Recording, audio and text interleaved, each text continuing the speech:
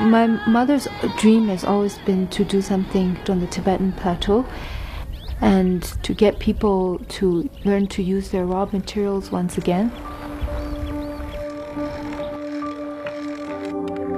She strongly felt that maybe yak wool would be the binding factor of bringing together her passion for textiles and this sustainable development.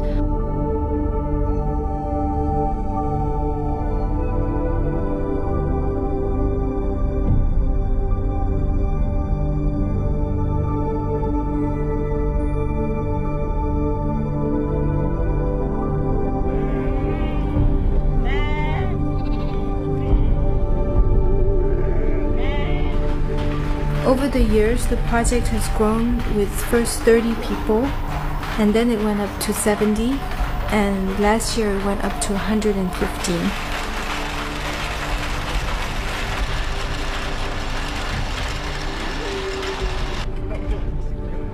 지금 저과 멍청 너무 그게 정말 정말 돕자 성마녀니 돕수 좀 마녀니 정장 큰 만점니 노르드 뜨거다가 이런 거 사그니 멍청거 이런 거 노르드 그제 그 쿠라 와또 고추이는 이런 거 사그니 멍청거 레카즈 지는데 그냥 특관이 가는 아직 놀라 레콘디나 레카오니.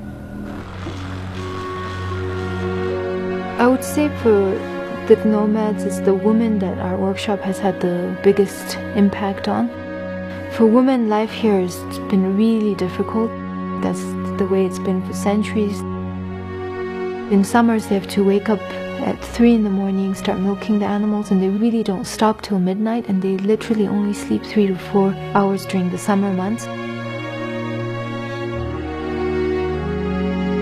So the workshop for them is almost easy work, and on top of that, they get a cash flow that they've never had before in their lives.